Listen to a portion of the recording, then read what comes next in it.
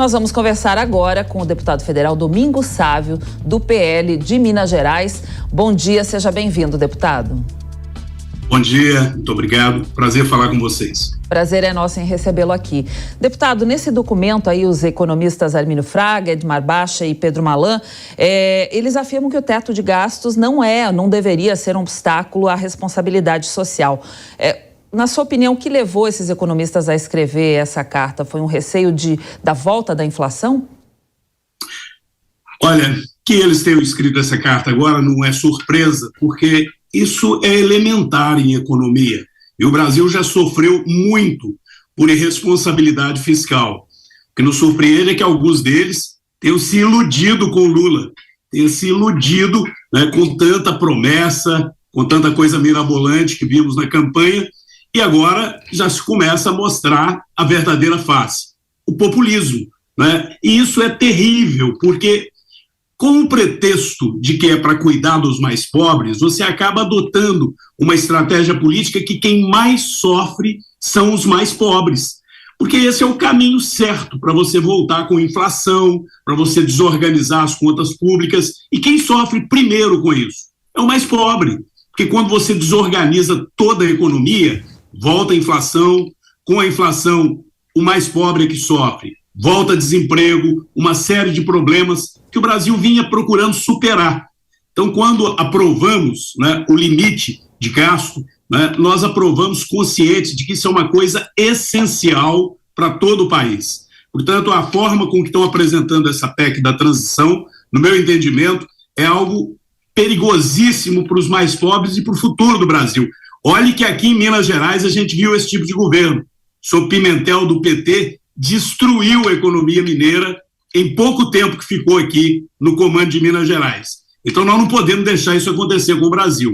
Temos que agir agora com muita responsabilidade e o Lula precisa descer do palanque, porque ele parece que não tomou consciência de que governar, aliás, ele já falou isso no passado, né, que durante a campanha se promete tudo, se fala tudo, governar é outra coisa. Só que parece que ele ainda não acordou para o fato de que ele tem responsabilidade com o Brasil, anda dando declarações que prejudicam a economia brasileira, porque parece que ainda está no palanque. Para essa entrevista, a gente conta também com o nosso comentarista, o Diogo Schelp. Bom dia, bem-vindo, Diogo. Bom dia, Cláudia, bom dia a todos que nos acompanham, bom dia, deputado. Deputado, essa semana foi noticiado que o presidente Jair Bolsonaro teria proibido os comandantes militares de falar com os interlocutores de Lula, esses que fazem parte aí da equipe de transição, o que teria causado uma dificuldade, inclusive, da equipe de transição, dos coordenadores, incluído a Luiz Mercadante, que confirmou essa dificuldade, em indicar os nomes para a defesa, né, os nomes da equipe de transição para a defesa.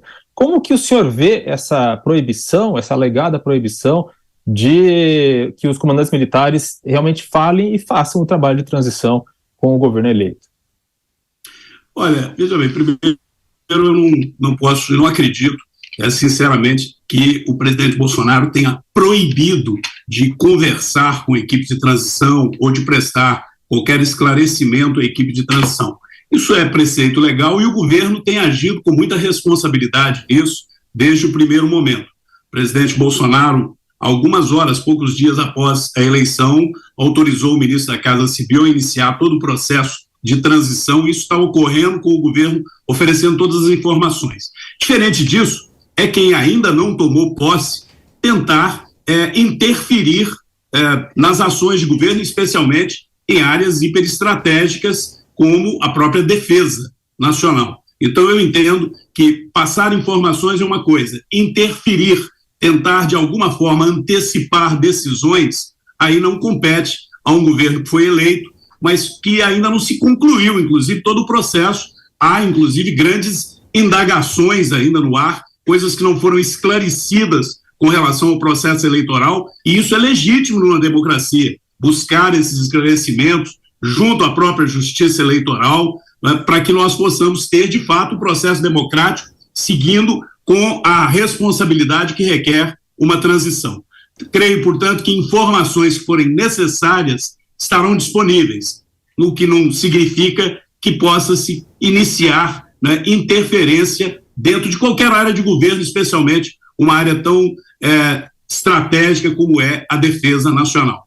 Deputado, esse conflito aí entre o gasto social e a responsabilidade fiscal não existe. Esse foi um discurso de Pércio Arida, que foi um dos pais aí do Plano Real, e que falou que as duas coisas andam juntas, né? Sendo assim, como que foi criada a oposição?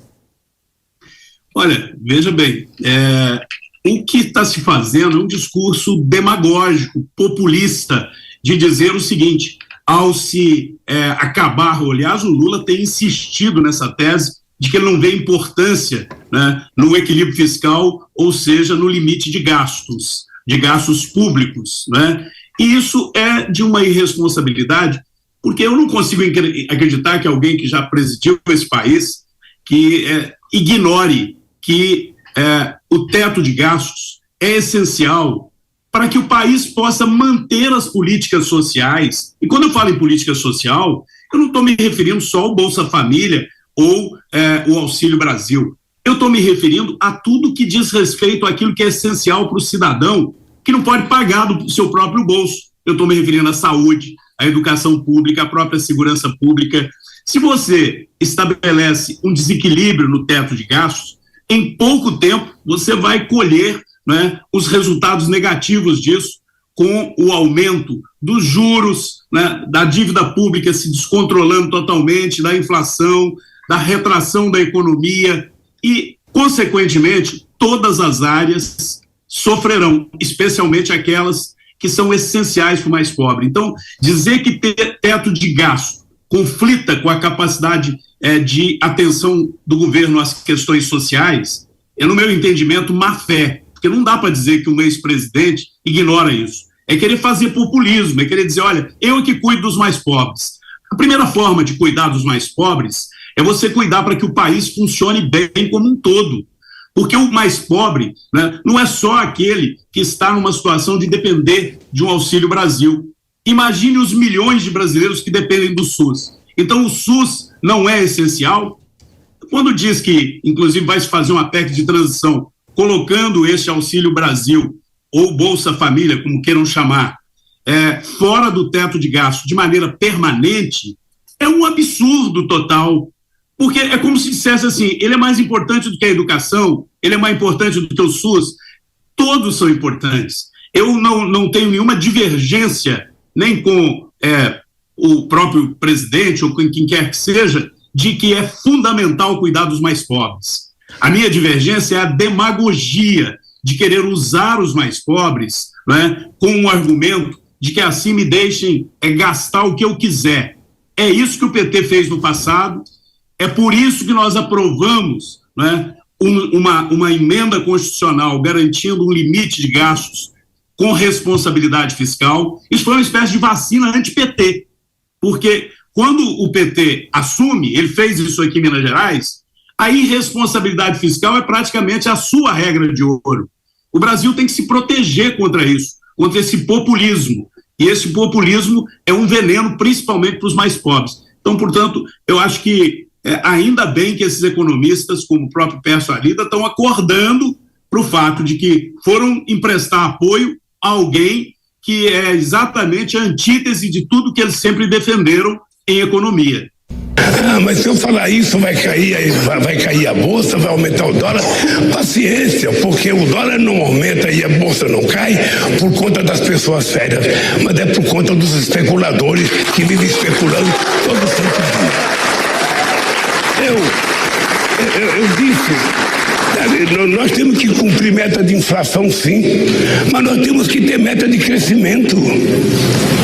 Nós temos que ter algum compromisso, sabe, de crescimento, de geração de emprego. Deputado, eu gostaria de saber como você ouviu essa fala do Lula e é necessário gastar mais para garantir um bom orçamento ou seria melhor dar um passo atrás para corrigir essa PEC? Olha, a fala do presidente, ela nos deixa surpresos e preocupados porque, como eu disse, alguém que já presidiu o Brasil, que sabe que o aumento do dólar, ou seja, a desvalorização da nossa moeda, não é uma coisa para o presidente tratar desse jeito, do tipo, se acontecer, aconteceu, paciência. Ora, quando você tem uma desvalorização do real como está ocorrendo, pela irresponsabilidade com que o Lula está se manifestando, a dívida brasileira aumenta de maneira estratosférica. O que nós temos que pagar de juro aumenta. O Brasil deve em dólar, né? Várias empresas brasileiras também operam, né, no mercado e operam com dólar. E isso afeta a economia de todos. É uma série de produtos, a começar inclusive do pãozinho, do trigo que nós importamos, é dólar. E, portanto, isso afeta até no bolso do mais pobre, do mais humilde. Agora, o maior problema, Cláudia, é que a pior mentira é aquela que vem travestida, que vem falsificada de uma meia-verdade. E o governo já tenta aprovar a PEC da transição usando de mentira. Eu vou ser categórico aqui, de mentira. O governo vem com uma conversa de querer quase 200 bilhões de reais, extrapolando o limite de gastos, extrapolando de forma irresponsável, dizendo que isso é para pagar o Auxílio Brasil ou Bolsa Família. Isto é mentira. O orçamento que foi encaminhado já tem um valor correspondente ao que seria os R$400 por família. Portanto, para você chegar aos R$600, que aí nós concordamos, até porque o próprio presidente Bolsonaro assumiu esse compromisso, para chegar aos R$600, bastaria pouco mais de 50 bilhões de reais. Diríamos, no máximo, 70 para você dar aquele complemento de R$150 por criança até uma determinada faixa etária. Portanto, o governo já começa mentindo com um populismo terrível. E nós, do Congresso, temos que ter a responsabilidade de evitar que ele jogue o Brasil, né, num buraco, como o PT já fez no passado. Agora, é claro que vão tentar passar para o cidadão a ideia, olha, eles não querem dar o auxílio, vim com essa conversa aí horrorosa de que tem que falar para o mercado que tem gente passando fome. Ora, hoje está sendo pago R$600. Quer dizer que eles estão dizendo que quando pagar R$600 o ano que vem, e aí eles vieram com o discurso, acabamos com a miséria, né? Mas hoje já é pago R$600 para cada família que está realmente precisando do auxílio do governo. Portanto, mentem de forma descarada. O Lula vai lá fora falar que tem milhões e milhões e milhões de brasileiros passando fome, que passam o dia inteiro sem nenhuma refeição, dificultando as relações do Brasil com o exterior, mesmo depois de eleito. Mentem o tempo todo. Nós, do Congresso, temos que ter a responsabilidade com o país, de não ficar nesse jogo do PT.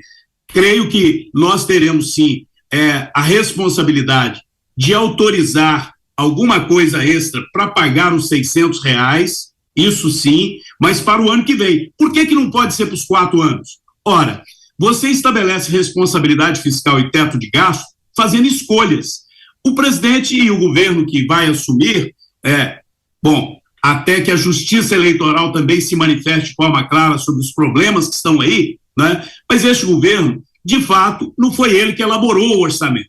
Então é razoável que a gente faça essa discussão com a equipe de transição, adequando o orçamento do ano que vem.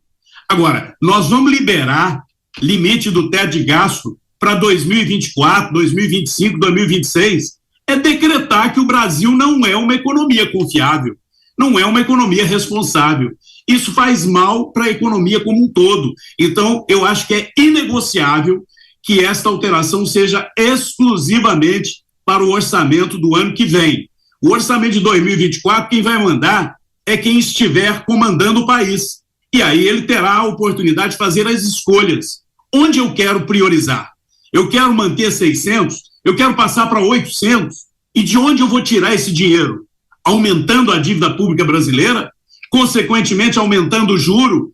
E, consequentemente, trazendo a inflação de volta? Nós não podemos aceitar isso, porque isso é ruim para o país como um todo. Isso não é uma questão partidária. Por isso você está vendo ex-ministros, economistas respeitados, que há poucos dias declaravam apoio ao Lula, dizendo isso está errado. E, infelizmente, como são demagogos, como são mentirosos, vão querer insistir que não está errado. Mas nós não podemos permitir que o Congresso aprove isso. Deputado, eu gostaria de voltar à questão da PEC da transição e dos valores aí que estão sendo cogitados para ultrapassar o teto de gastos, tá?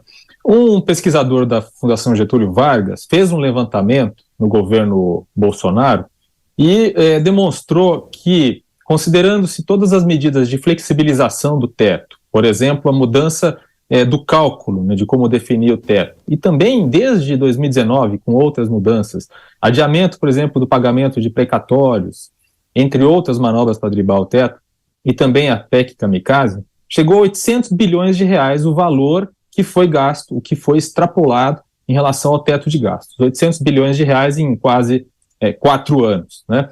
Se a gente considerar que o governo agora, o governo eleito, quer quase 200 bilhões de reais para cada ano de extrapolação, caso o governo, além disso, tome medidas de fato para conter os gastos, outros gastos, para cortar aqui e ali, enfim, para fazer, adotar medidas para conseguir garantir algum tipo de responsabilidade fiscal, apesar dessa exceção, o senhor acha que isso seria aceitável, então, aceitar esses 200 bilhões de reais caso outras medidas forem adotadas e o governo mudar de discurso em relação à responsabilidade fiscal? Olha, Diogo, eu sempre tive um respeito muito grande pela Fundação Getúlio Vargas, em que pese até as tristes notícias que chegaram até nós essa semana, né? Mas especificamente sobre esta avaliação desse pesquisador, me decepciona que ele misture, por exemplo, a questão dos precatórios como ruptura de teto de gastos. O que nós fizemos, e fizemos dentro da legalidade, dentro da responsabilidade fiscal, foi fazer tomar uma decisão, que não foi também uma decisão fácil, de verificar o seguinte: ao invés de pagar de uma vez à vista, pode-se dizer assim, dentro do ano orçamentário de 2022, né, algo que ultrapassava, se me lembro bem, mais de 50 bilhões de reais, nós optamos por decidir o seguinte: não vai ser pago de uma vez. Então nós tiramos do orçamento, deu uma folga orçamentária.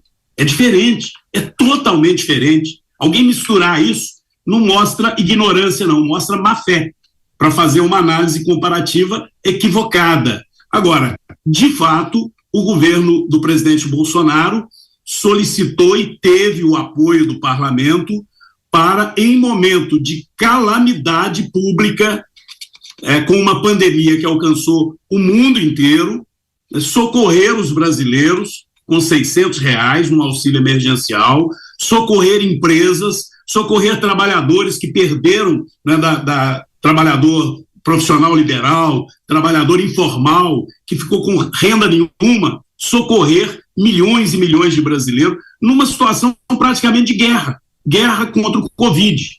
E isso foi decidido naquela situação específica.